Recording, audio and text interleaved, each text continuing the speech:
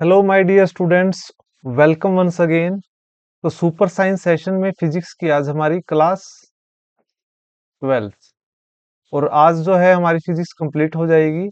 और आज का जो चैप्टर है वो है हीट एंड टेम्परेचर। और बाकी जितनी भी वीडियो क्लासेस हैं वो अवेलेबल हैं आपके पास, प्लेलिस्ट भी जो है मैं डाल दूंगा। तो आज का चैप्टर है हीट एंड टेम्परेचर, उष्मा और तापमान। इसके बारे में हम पढ़ेंगे। तो हीट क्या है? ऊर्जा का ही एक रूप है जो तापमान के अंतर के कारण प्रभावित होती है। ठीक है प्यारे बच्चों, कि मान लो क्या है, कोई ऑब्जेक्ट है, इसका टेम्परेचर है 40 डिग्री, और ये जो टेम्परेचर है, एक ऑब्जेक्ट है, इसका टेम्परेचर जो है वो क्या है, 5 डिग्री सेल्सियस। तो हीट जो है वो क्या है, टेम्परेचर डिफरेंस होने पर अगर ये एक दूसरे के कांटेक्ट में आ जाए, ये जो है एक दूसरे के कांटेक्ट में आ जाएंगे। मान लो क्या है, ये कांटेक्ट में आ जाते हैं, इसका 40 डिग्री टेम्परेचर है, इसका 5 डिग्री। ठीक है, तो हीट कैसे ट्रांसफर होगी इस तरफ। ठीक है, तो ऊष्मा जो है ऊर्जा का ही एक रूप है, और जो तापमान के अंतर के कारण प्रवाहित होती है। ठीक है, और ये हाई टेम्परेचर से लो टेम्परेचर पर ट्रेवल करती है, ट्रांसफर करेगी।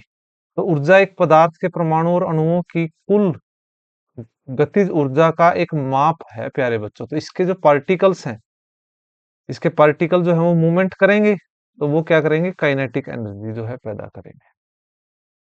ठीक है ना। ऊष्मा की जो यूनिट है, जो वो जूल कहेंगे, इसको जूल इसकी एसआई यूनिट है, ये आप ध्यान रखेंगे।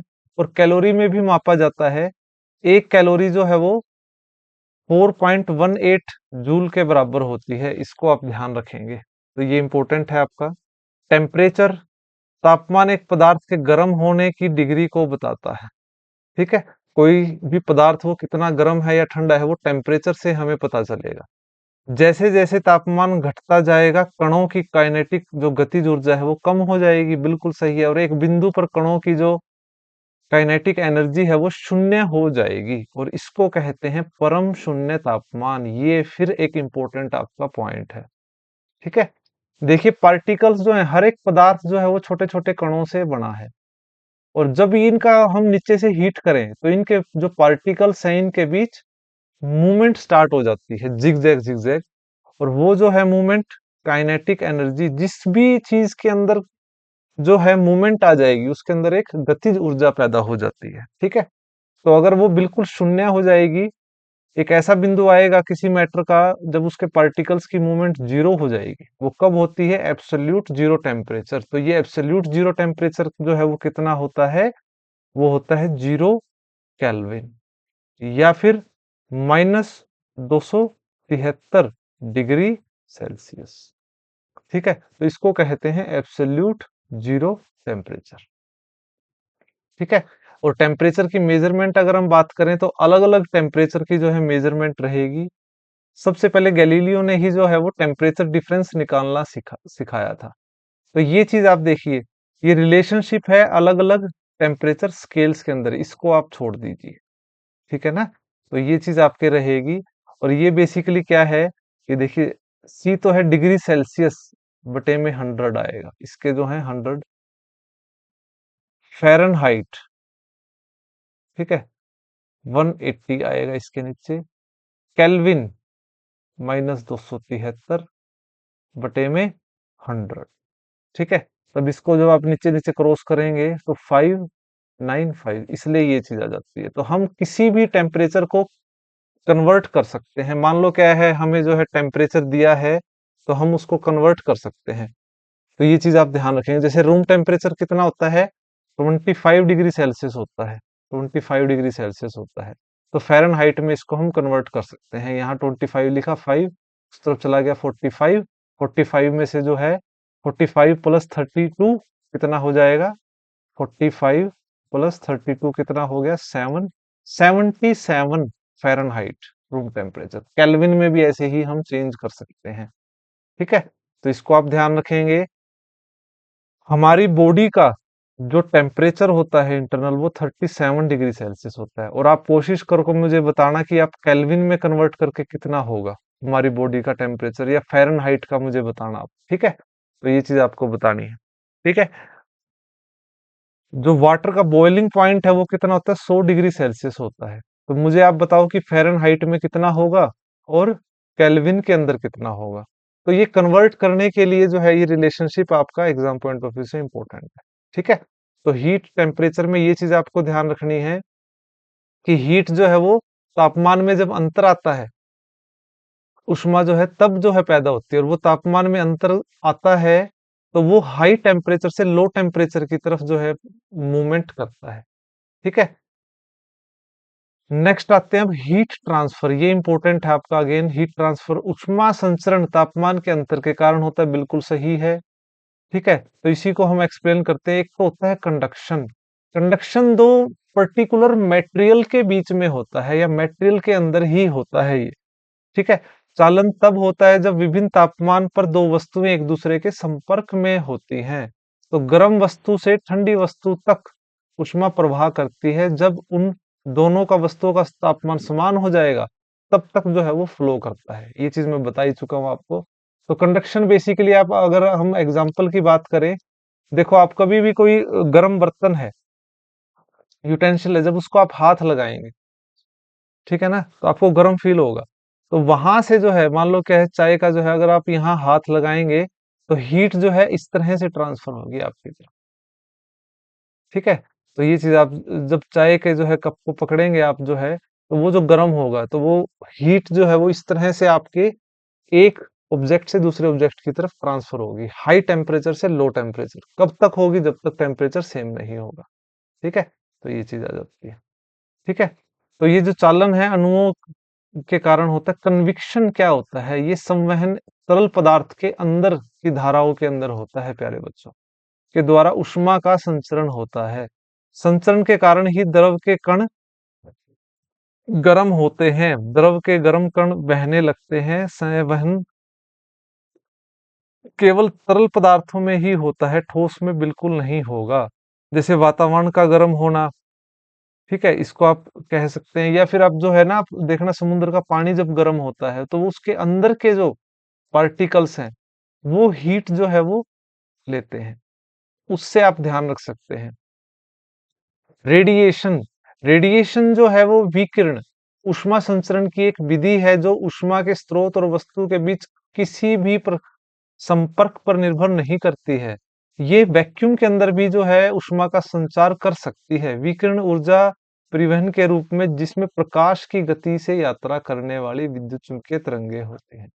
ठीक है, तो रेडिएशन का प्यारे बच्चों सबसे बड़ा एग्जांपल है जो सन की रेज जो हमारे तक आती है, वो अनंत दूरी से वैक्यूम में से भी निर्वात में से सफर करते हुए जो है पृथ्वी तक आती हैं, तो वो रेडिएशन के कारण ही आती हैं। ठीक है, जैसे रेगिस्तान दिन में बहुत गर्म और रात में बहुत ठंडा होता है। तो प्यारे बच्चों, आप इसको इस तरह से समझो आप। ठीक है, मान लो क्या है, एक ये बर्तन है, ठीक है, इसमें आपने पानी जो है वो गर्म करने के लिए रख दिया है, हमने हीट कर दिया है। ठीक है, तो इसके अंदर जो वाटर है, ठीक है, ये एल्यूमिनियम का एक बर्तन है। तो जब हम हीट करेंगे तो ये एल्यूमिनियम का बर्तन गर्म हो रहा है, नीचे से ज्यादा हो रहा है, और जो ज्यादा हो रहा है तो धीरे धीरे जो है पूरा बर्तन जो है गर्म होगा। अगर हम इसको हाथ लगाएंगे, ठीक है, तब जो है ये क्या है, कंडक्शन का मेथड होगा, मटेरियल के थ्रू जो है हीट जो है वो पार्टिकल्स की ट्रांसफर होगी। और कन्विक्शन संवहन क्या होगा, इनके पार्टिकल्स आपस में हीट को ट्रांसफर करेंगे, यहां से यहाँ, यहाँ से यहाँ। तो ये लिक्विड के अंदर जो होगी, और जब ये भाप आप देखोगे, स्टीम जो बनेगी, ठीक है ना, ये किसका एग्जाम्पल होगी, हमारी विकिरण का। ठीक है, तो ये हमारी क्या होंगी, विकिरण जो है रेडिएशन का उदाहरण होगा। ठीक है, I hope you understand. State of matter, solid, liquid, gas. Fourth होती है प्लाज्मा। ठीक है, और फिफ्थ होती है बोस आइंस्टीन कंडेंसेट। तो पांच जो है ये स्टेट ऑफ मैटर होती है। ठीक है, इनको आप ध्यान रखेंगे। आइडियल गैस जो है वो कौन सी होती है, हाई टेम्परेचर पे और लो टेम्परेचर पे। ये एक काल्पनिक गैस जो है उसको हम लेके चलते हैं, आइडियल गैस जो है, ठीक है ना, एक काल्पनिक गैस जिसमें अणु अणंगे स्थान घेरते हैं और उनमें कोई आकर्षण नहीं होता, जो परिणाम स्वरूप गैसों के नियमों को पालन करते हैं, हाई टेम्परेचर लो प्रेशर पे। और रियल गैस जो होती है वो लो टेम्परेचर हाई प्रेशर के ऊपर जो है लेकर चलते हैं। ये वास्तविक गैस एक गैस है जो गैस के अणुओं के बीच परस्पर आकर्षण के कारण एक व्यवहार नहीं करती है। वास्तविक गैस जो है वो इसके अपोजिट रहती है। Ideal gas equation P V is equal to NRT, इसको आप ध्यान रखेंगे। ठीक है, तो ये आपका इंपॉर्टेंट है। अब कुछ आपको तीन प्रिंसिपल, तीन या चार जो है मैं कुछ लॉ बताता हूँ आपको, ये एग्जाम पॉइंट ऑफ व्यू से इंपॉर्टेंट है आपके। सबसे पहला है बॉयल्स लॉ। बॉयल्स लॉ के अंदर क्या होता है प्यारे बच्चों, एक तो टेम्परेचर जो है वो क्या होता है, स्थिरांक कांस्टेंट होता है, ये आप ध्यान रखेंगे, नंबर एक। ठीक है, दूसरी चीज क्या है कि जितना ज्यादा प्रेशर हम बढ़ाएंगे उतना वॉल्यूम जो है वो कम होता चला जाएगा। ये है बॉयल्स लॉ प्यारे बच्चों। ठीक है ना, ये इस तरह से बनेगा आपका। ठीक है ना, जितना ज्यादा प्रेशर, जितना ज्यादा जो है प्रेशर होगा उतना ही वॉल्यूम कम हो जाएगा, जितना कम प्रेशर होगा उतना वॉल्यूम ज्यादा होगा। तो आप जैसे देखेंगे कि अगर हम जो सिलेंडर होता है गैस का, एलपीजी सिलेंडर जो होता है, उसमें क्या किया जाता है, टेम्परेचर को कम करके प्रेशर को बढ़ाकर, ठीक है ना, काफी सारी जो गैस जो है छोटे से कंटेनर में डाल दी जाती है। तो जितना ज्यादा जो है प्रेशर डाला गया वॉल्यूम उतना ही कम होता चला गया। तो ये प्रिंसिपल आपको ध्यान रखना, ये लॉ है बॉयल्स लॉ। ठीक है, सेकंड आते हैं चार्ल्स लॉ। चार्ल्स लॉ क्या कहता है कि भाई प्रेशर को रखो कांस्टेंट, प्रेशर को रखो आप कांस्टेंट। तो उसमें क्या होगा, जितना ज्यादा आप टेम्परेचर बढ़ाएंगे उतना ज्यादा जो है वो वॉल्यूम बढ़ता चला जाएगा। ठीक है, जैसे कि आपने देखा होगा कि जो है ना, गुब्बारे जो होते हैं, बैलून्स जो हैं, जितना ज्यादा टेम्परेचर बताएंगे बढ़ाएंगे तो वो फटने स्टार्ट हो जाते हैं। गर्मियों के समय में अगर जो है ना बाहर रखेंगे तो जितना टेम्परेचर बढ़ेगा वो फटेंगे और वॉल्यूम जो है फैलता चला जाएगा उनका। ठीक है, रोटी फूलती जो है। ठीक है, इस तरह से आप ध्यान रखेंगे। थर्ड है ये लुसेक ला। तो इसमें क्या होता है, वॉल्यूम को कांस्टेंट कर दिया गया है और ये कहता है कि जितना ज्यादा प्रेशर हम बढ़ाएंगे टेम्परेचर भी जो है वो उतना ज्यादा बढ़ता चला जाएगा। ठीक है, तो इसको भी आप ध्यान रखेंगे, ये इस प्रकार से है। ठीक है, ग्राफ को भी आप ध्यान रख सकते हैं। लास्ट है एवोगैड्रो जो लॉ है, वो ये कहता है कि अगर टेम्परेचर प्रेशर को अगर हम कांस्टेंट करते हैं तो V जो है वो डायरेक्टली प्रोपोर्शनल होगा किसके, N के। जितना ज्यादा जो है हम वॉल्यूम बढ़ाएंगे नंबर ऑफ मॉलिक्यूल्स भी जो है वो बढ़ते चले जाएंगे। ठीक है, तो ये नियम जो है इस प्रकार से है।